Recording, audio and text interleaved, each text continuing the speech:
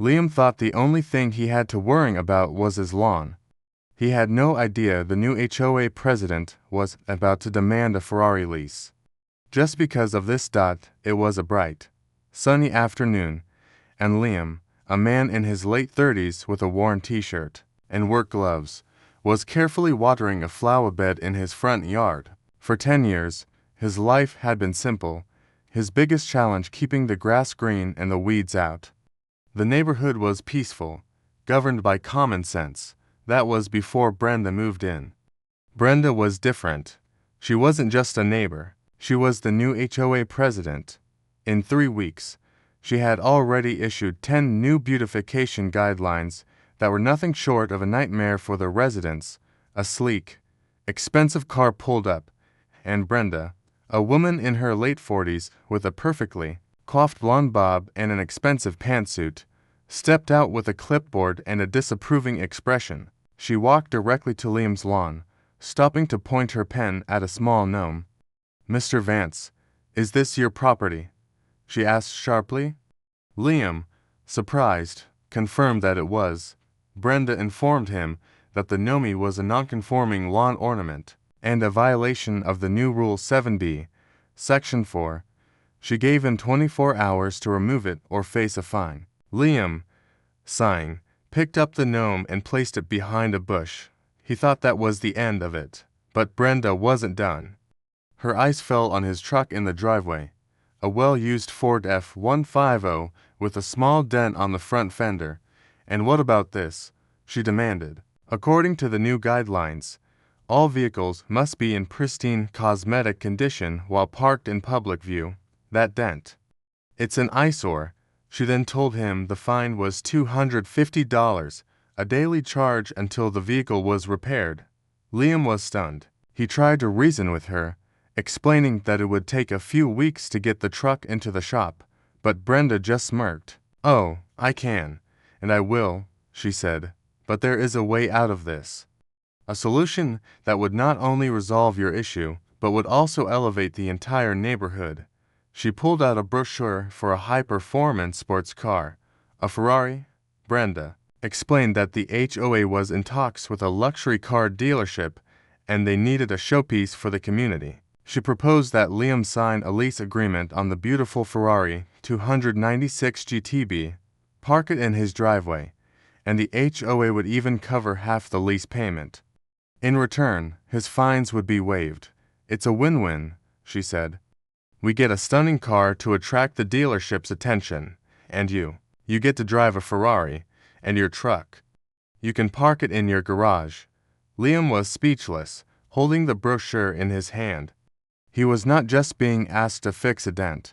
He was being manipulated into leasing a car worth a small fortune to appease her vanity. In that moment, he realized Brenda wasn't just a Karen. She was an HOA goddess of insanity with a clear, hidden agenda. This wasn't about rules or community pride, and Liam knew he had to find out the real reason for her outrageous demand. Liam's shock quickly turned to a cold determination. He wasn't going to be bullied into a $500,000 car lease just so Brenda could impress a dealership. He went inside and sat at his kitchen table, the Ferrari brochure still in his hand. He stared at the sleek, red car on the page, the image of perfection Brenda so desperately wanted to project. He knew he had to dig deeper. This wasn't just about a power-hungry HOA president. There was a specific, calculated reason she was targeting him and his perfectly ordinary driveway. He picked up his phone and opened a search engine. His first search was for Brenda Vance, HOA president. No specific results, which wasn't surprising. Her online presence was minimal, almost non-existent. He then tried searching her name with different keywords. Brenda Vance community organizer, Brenda Vance car dealership. Nothing useful came up. He felt a wave of frustration. It was as if she had no past, no digital footprint at all. But then he remembered something she said at the last HOA meeting. She had moved from out of state to be closer to her daughter. That was a new lead. He began searching for Brenda Vance along with her supposed previous location, which he remembered hearing was a suburb of Detroit, Michigan. He found a local news article from 5 years ago about a small town car dealership that had gone bankrupt. The name of the dealership was Vance Motors. Liam's heart began to pound a little faster. He clicked on the article. The owner of the dealership was a man named Arthur Vance. The article described the messy bankruptcy and how the community was shocked by the sudden failure of a family-run business. A quote from the owner's daughter, Brenda Vance, caught his eye.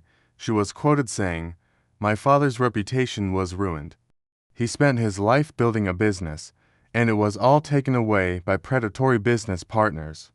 I will make sure our family name is restored and that we get back everything we lost, one way or another." The article provided a photo, and the woman in the picture was unmistakably the HOA president. But what did this have to do with him and a Ferrari? He kept reading. The article mentioned a particularly nasty lawsuit involving a luxury car brand, alleging that Vance Motors had used misleading sales tactics. The brand. It was the very same brand that made the Ferrari in the brochure. Liam felt a chill run down his spine. This wasn't just a coincidence. This was personal. Brenda didn't just want a Ferrari on his driveway for the neighborhood's aesthetic.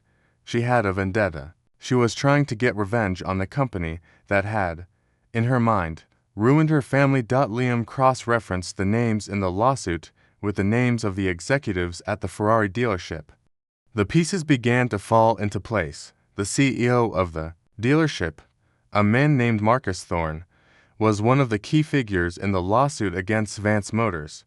Brenda wasn't just trying to lease a car, she was trying to force a business deal, a partnership, with the very man she blamed for her family's downfall.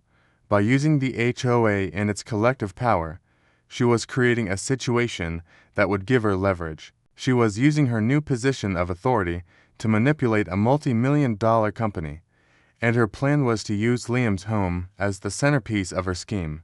The absurdity of the situation now made perfect, terrifying sense. This was not a petty dispute over a gnome or a dent. This was a long-game revenge plot, and Liam had accidentally become the most critical piece of her plan. He was just a pawn in her twisted game of corporate revenge. The daily fines, the unreasonable demands, it was all a calculated way to corner him and force his hand. She didn't just want a Ferrari parked in his driveway. She wanted him to be part of her victory. The suspense of the situation was almost unbearable. What would she do if he refused? What was her next move? He felt a sense of dread as he looked out his window at her perfectly manicured lawn. The perfect suburban facade was hiding a cold and ruthless plan, and he was standing right in the middle of it. Liam spent the next day feeling like he was living in a spy movie, not a suburban neighborhood. He couldn't shake the chilling details he'd uncovered about Brenda's past. The lawsuit, the failed family business, her public vow for revenge, it all made perfect sense now. Her insane demand for a Ferrari wasn't random. It was the final, twisted piece of a master plan to humiliate the man she blamed for her family's downfall. Marcus Thorne, the CEO of the very company that made the Ferrari. Liam realized he had to find undeniable proof. He couldn't just confront her with a 5-year-old news article. He needed something current, something that tied her to the deal. He started his search again, this time digging deeper into public records and business filings related to the HOA and the dealership. It was tedious work, but he knew he couldn't stop. After hours of searching, he finally found it, a new business registration filed just a few weeks ago for a company called Vance Luxury Fleet Solutions. The listed agent for the company was Brenda Vance. Liam's hands were shaking as he clicked through the documents. He saw a draft of a contract, not with the HOA, but between Vance Luxury Fleet Solutions and Marcus Thorne's dealership. The contract outlined a massive, multi-year deal where Brenda's new company would act as a community liaison, handling all luxury car leases for high-end neighborhoods in the state. And the pilot program, the showpiece that would get the deal off the ground, it was his neighborhood. The deal included a huge bonus for the first community to sign on, and Brenda was set to get a massive cut, a profit margin so large it would more than make up for the losses from her family's failed dealership. The Ferrari lease for his driveway was more than just a centerpiece. It was the final, required step to trigger the entire lucrative agreement. It was the key to her revenge and her new fortune. The tension in the neighborhood was palpable. The daily fines for his truck continued to accumulate, and Liam could feel the pressure mounting from Brenda. She would smile at him from her porch, a predatory grin that told him she knew she had him cornered. Other neighbors were beginning to notice the frequent visits from the HOA president, and a few had even asked him what was going on. He couldn't tell them the truth yet. He needed to choose the right time. He spent the evening poring over the legal documents he had found, highlighting the clauses that detailed the personal profit Brenda was set to make. The contract was a work of corporate greed and personal vengeance, all hidden behind the thin veil of community beautification. Liam knew what he had to do. He couldn't just sit back and let her win. He had to expose her, not just for his sake, but for the sake of the entire neighborhood she was manipulating. He decided the next HOA meeting was the perfect time to make his move. He knew Brenda would be there, basking in her power, ready to finalize her plan and force his hand publicly. He printed out copies of the business filings, the contract draft, and the old news article. He felt a mix of fear and righteous anger. He was about to confront a very powerful, very vengeful woman who would do anything to get what she wanted. The showdown was coming, and he was ready to face her. The stage was set. The monthly HOA meeting was held in the community clubhouse, a building that usually hummed with pleasant, low-stakes chatter. But tonight, the air was thick with tension. As the residents settled into their chairs, they whispered and glanced toward Liam, whose worn Ford F-150 sat defiantly in his driveway, its small dent a symbol of his standoff with Brenda. Brenda, on the other hand, was all smiles and practiced grace at the front of the room, her clipboard held like a scepter. She breezed through the meeting agenda, her voice clipped and professional, until she arrived at the final item. And now, she announced, a special partnership with Thorn Luxury Motors, which is set to elevate our property values and make this the most desirable neighborhood in the city. Mr. Vance, I believe you have a statement to make regarding the pilot program. She turned to him with a confident, knowing smile, expecting him to capitulate in front of everyone. Liam rose slowly, his hands trembling slightly as he held the stack of papers he had printed. The entire room fell silent. I do have a statement, Brenda, he said, his voice quiet but firm. It's about your proposal, and what's really driving it. Brenda's smile faltered, a flicker of panic in her eyes as he took a step forward. You've told us that this Ferrari lease is about community beautification, he continued, but it's not. It's about personal profit and a very old grudge. He then laid out the story he had uncovered, starting with Brenda's family's failed car dealership, Vance Motors, and the bitter lawsuit against Marcus Thorne and his company. He explained how her public vow for revenge had now morphed into a twisted, calculated scheme. The room gasped as Liam revealed the business registration for Vance Luxury Fleet Solutions and the draft contract he had found. This isn't a community pilot program, he said, holding up the documents. This is a private deal between Brenda's new company and Thorne Luxury Motors. She's set to make a massive commission off of us, all to get revenge on a man she blames for her family's past.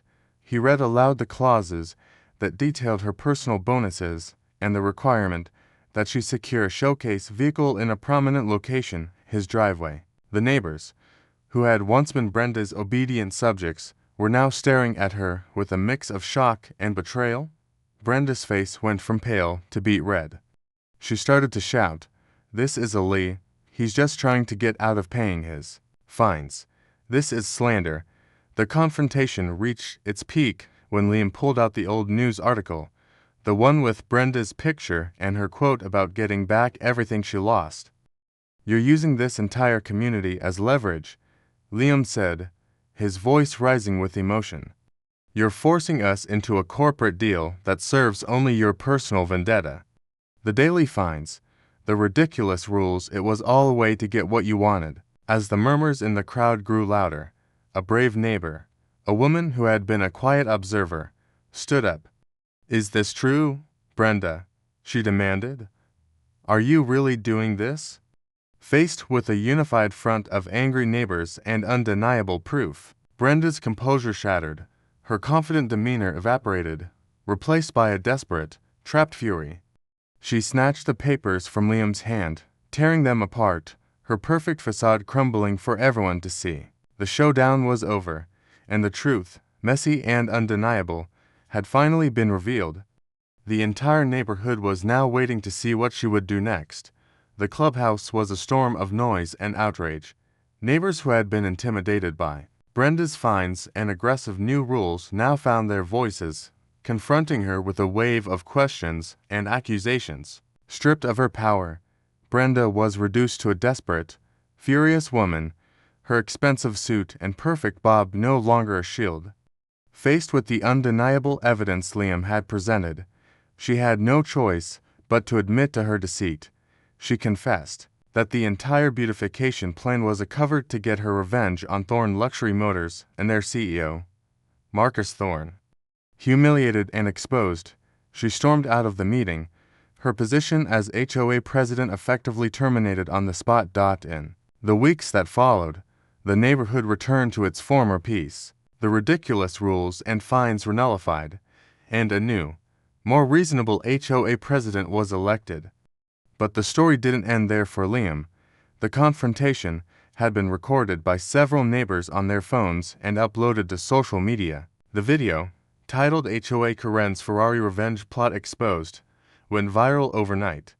The sheer audacity of the plan and the dramatic takedown captivated millions. Liam's phone began to ring with calls from local news stations, podcasts, and even a documentary filmmaker who wanted to tell the full story. He was thrust into the spotlight as an unlikely hero who stood up to a corporate bully. A few months later, a sleek, red truck pulled into Liam's driveway. It wasn't a Ferrari. It was a brand new, fully loaded Ford F-150. A man in a suit got out and walked up to Liam's door. It was Marcus Thorne, the CEO of the very company Brenda had tried to take down. He explained that he had seen the viral video and the full story had finally made sense to him. Thorne had been aware of Brenda's bizarre vendetta for years, but he had no idea she had been using a neighborhood HOA to carry it out. Impressed by Liam's integrity and the way he had handled the situation, Thorne had a surprise for him. The new truck wasn't just a gift, it was a thank you. He was also offering Liam a partnership, a new venture to help resolve conflicts between community associations and businesses, a service he was calling community mediation. Thorne said Liam had a knack for it, and that he was the right person to lead such a program. Liam, who had started this journey simply trying to avoid a fine for a dent in his old truck, was now looking at a brand new career and an incredible opportunity. He accepted the offer, and the two men shook hands. As he stood on his lawn, looking at his new truck, he couldn't help but smile. The old gnome was back in its place, right where it had always been. It was a perfect ending to the most bizarre chapter of his life.